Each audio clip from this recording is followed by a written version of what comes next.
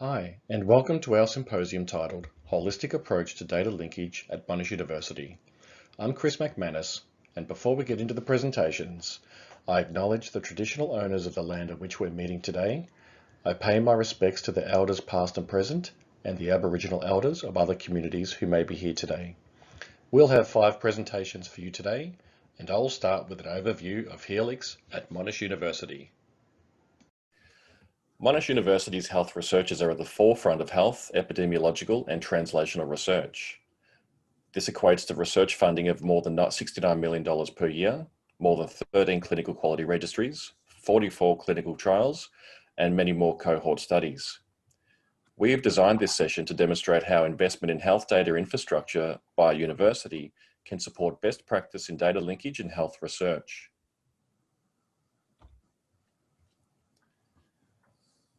Underpinned by Helix and enabling all of the content that you'll see today, Helix was launched in 2018 as part of the suite of Monash technology research platforms in support of research.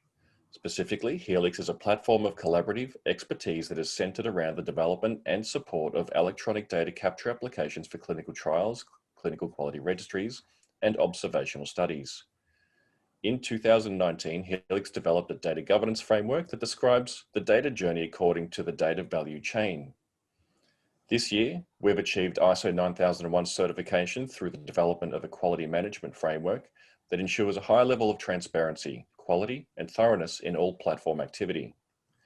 Next year, we hope to see a vendor panel of pre-approved suppliers of clinical research platforms to support increasing demand and expand our capabilities around sensitive data in support of research across multiple domains, not just in the health area. In supporting research, we have many tools and capabilities. Since 2018, Helix has enabled key research outcomes through capabilities like the data governance framework. This aligns to the data value chain and is explored through key terms like why are you collecting that data? What data are you collecting? And how do you intend to collect that data? Other core capabilities include our secure file transfer systems, REDCap, sensitive electronic data capture, storage, and analysis, which includes data linkage tools. Infrastructure is also underpinned by sophisticated security hardened storage that is governed by ISO 27001 certified processes, governance, and controls, and is appropriate for identifiable data-related activities like data linkage. Aligning with internal stakeholders like the eResearch Centre that provides high-performance computing capabilities, massive storage, and sensitive data storage, and a secure eResearch platform. With the unique lens that sits across our research domains, Helix identifies areas that can benefit from the formation of a community of practice. These include the Data Linkage Working Group, which will be presented by Nadine in a follow-up presentation, data dictionaries, where the development of tools encourages the use of data dictionaries and helps to standardize the way researchers collect, store, and manage their data, and REDCap. We manage and facilitate regular user group meetings for Monash researchers, which is always overbooked. Exploring Helix from a top-down level of view, we're trying to enable cultural change through data governance. We encourage community engagement to establish communities of practice and implementing new capabilities. We have production environments that support the ongoing data collection of real-time analysis. Innovation through partnerships with best practice organizations and centers of excellence, and platform collaborations that provide world-class compute and storage capabilities like the eResearch Centre, and infrastructure to support through key providers like eSolutions and again the eResearch Centre.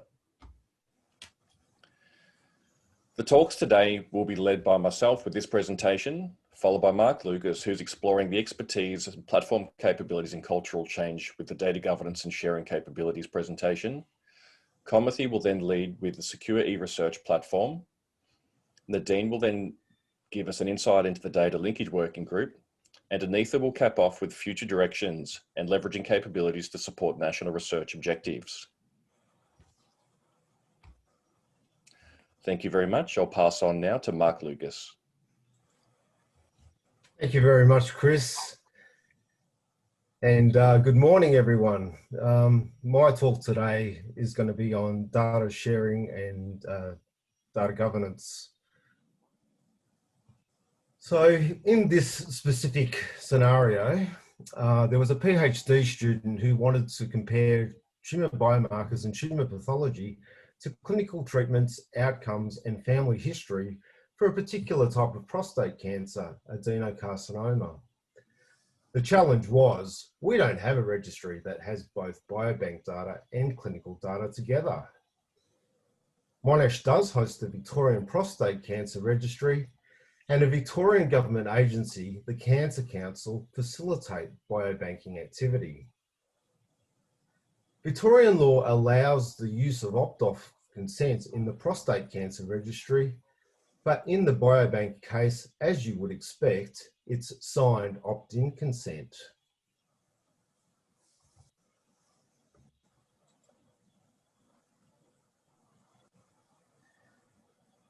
To know if it was worthwhile pursuing the study, we needed to determine if sufficient numbers would match.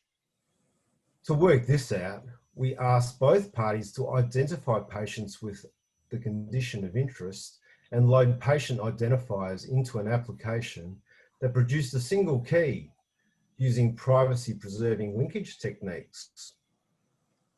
Each party submitted to us the key only, and by matching keys from both parties, we estimated that there were about 600 patients that might be suitable candidates. Now we had established evidence that the project was worthwhile, it was initially thought we would need to register with Monash Ethics from scratch. However, we were informed that if there is external ethics already approved, then all we have to do is register that with Monash HREC, along with some additional documentation on the new people to be added to the project. This was a much quicker process than other examples of ethics I've experienced in the past. However, it did still take some months to achieve. In the end, I was able to complete the linkage with identified data matching 499 patients.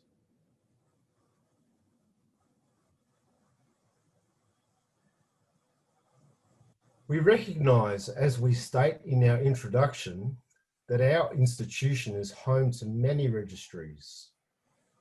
As a university, we would ultimately like to improve research productivity for the many PhD students and researchers who want to solve today's problems. The Helix Steering Committee decided to create a data governance working group that met and surveyed many registries to understand the artifacts and operation of them, and worked to establish the data governance framework. The framework was established and is based on Michael Porter's 1985 value chain approach to strategy.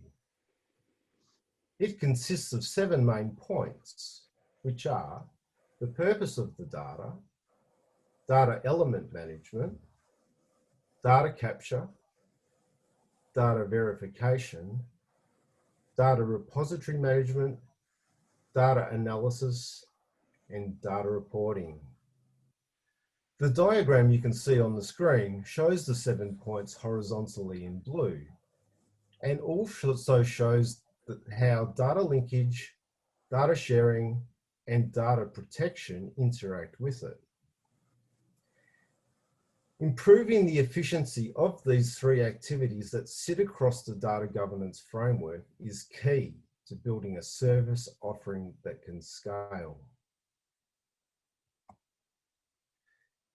In my example, I've demonstrated that institutional data governance and sharing is possible. Monash Partners, a translational centre of which we are a member, spans 12 institutions.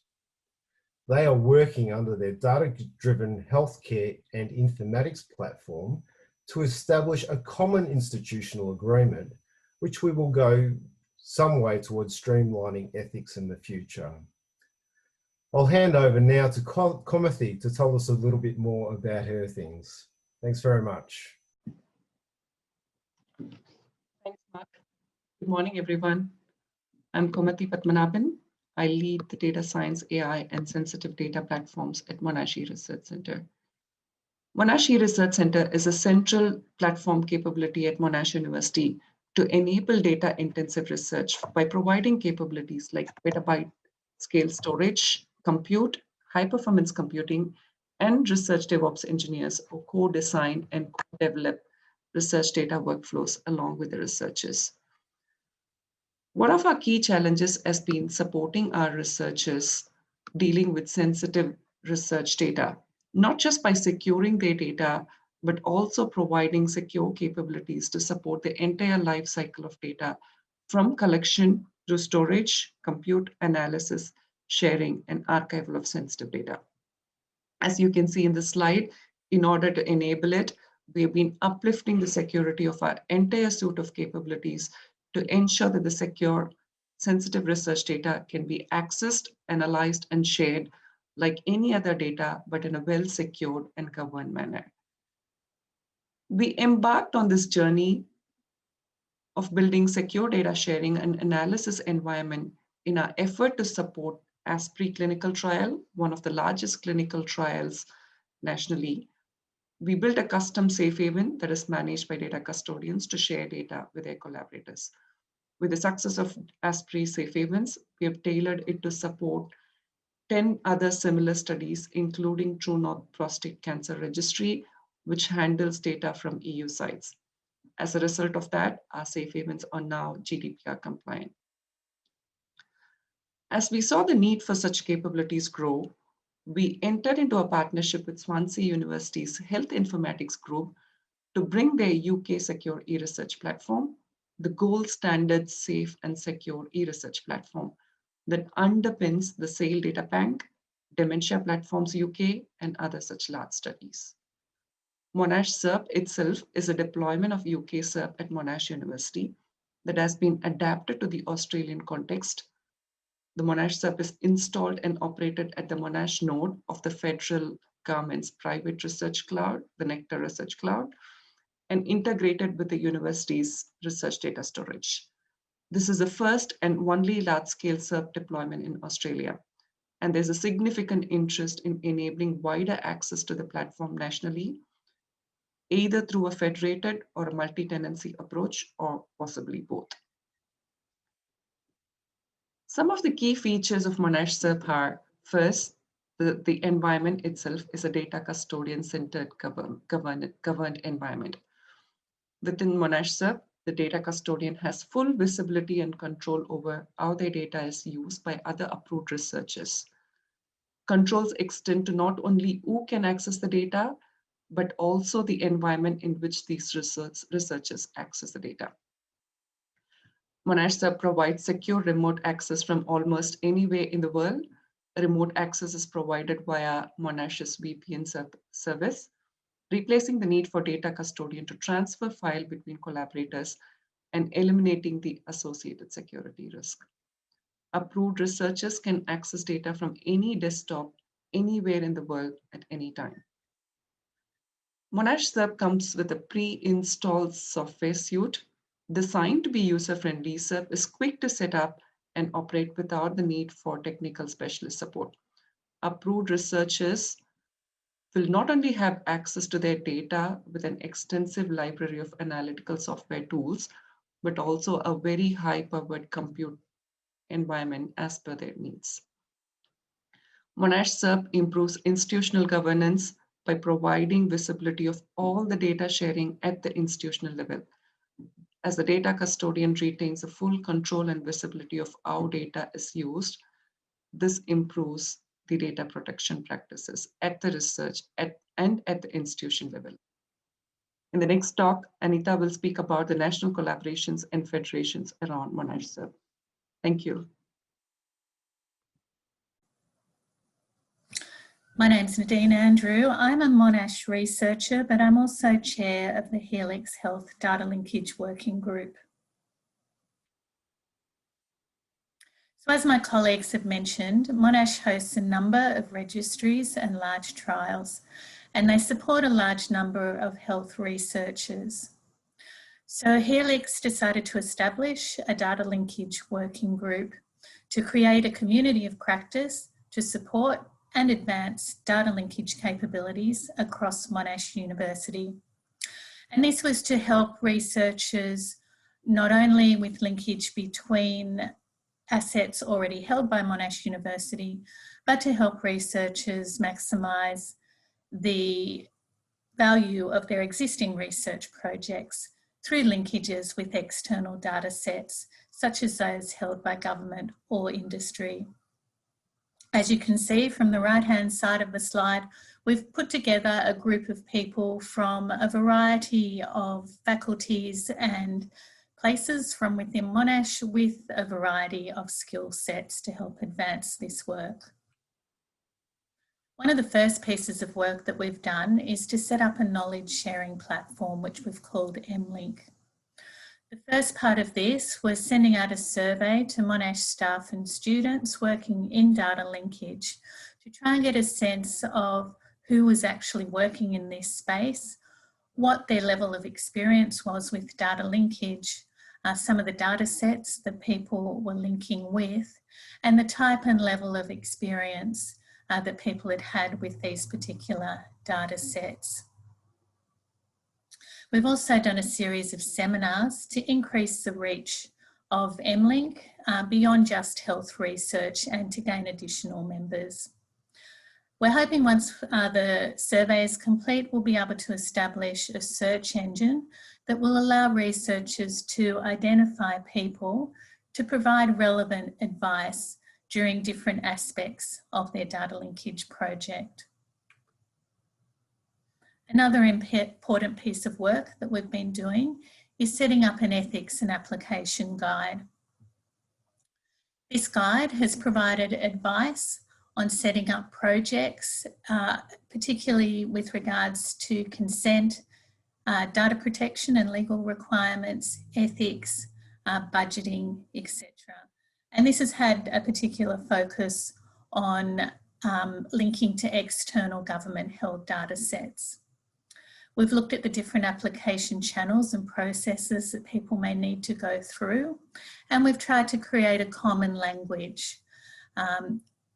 This is so that people can communicate better in their protocols and their data applications to facilitate streamlining of this process, and also to allow people to communicate effectively around data linkage in the participant information sheets that they may be using. We've provided case studies and examples of how to apply for data, and we've also provided some examples of tricky situations that various members have come across, and some examples of how to avoid or negotiate these situations. Some of the current and future work that we're engaging in is now focused on data analytics and security. And we're hoping to engage with other sectors of Monash in order to facilitate this work. So importantly, we're looking at access to analytic training. We've engaged with Monash Data Fluency, who already run a number of courses in analytics software, and we'll look at potentially setting up some training courses with them. Importantly, we're engaging with Helix Data Dictionary Working Group, and this is to create a common data language, particularly around how data are structured and described, so that when people do link their data together, it's a lot easier to merge it, and so that there's consistency between data sets. Within our Mlink community, we're hoping to set up a facility to allow sharing of code and to provide one-off analytic support that people may need. We're looking at something like a GitHub arrangement to facilitate that. And finally, we're engaging heavily with Monash SERP, because we're very cognizant of the importance of data security and management from both a data custodian and a user perspective. Okay, thank you.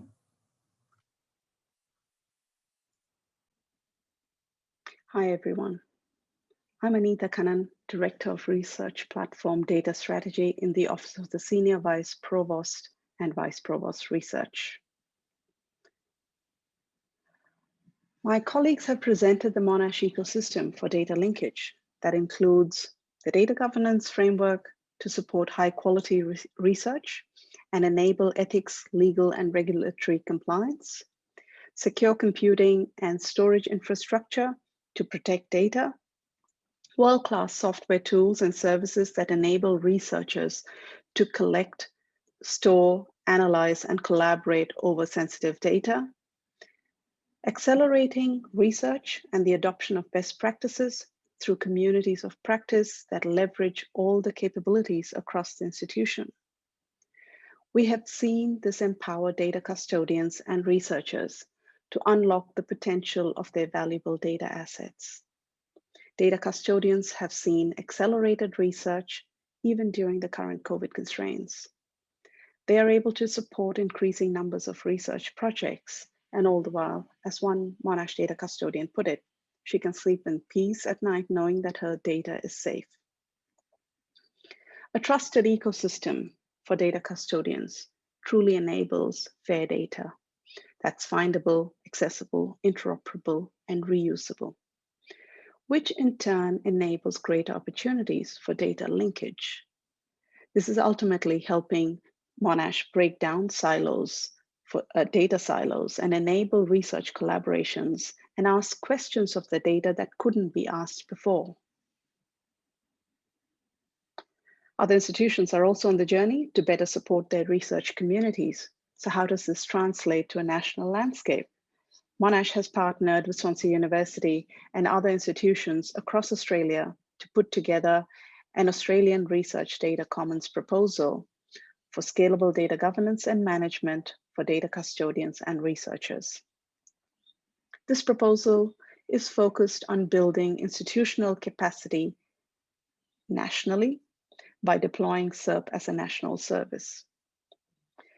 The partners have identified a pipeline of research projects that will utilize this service. These include international projects managed by Australian institutions, national scale projects that have nodes across multiple jurisdictions, and projects that bring together collaborators across the research, government, and industry sectors. The future is a federated national landscape. But what does federation mean for Australia? There can be federated data discovery, federated data analysis. An example of this is federated machine learning and federated data linkage. The aim is to enable national scale cross-sector and cross-jurisdictional research data collaborations while ensuring best-in-class data protection and privacy. We continue to work with our national collaborators and partners to further this discussion. There are major opportunities for institutions today. The draft federal data legislation presents a pathway for institutions to become accredited data users and even accredited data service providers. This also enhances the potential for collaborations between the research and government sector on what could be called wicked problems in areas like healthcare, social welfare, and justice.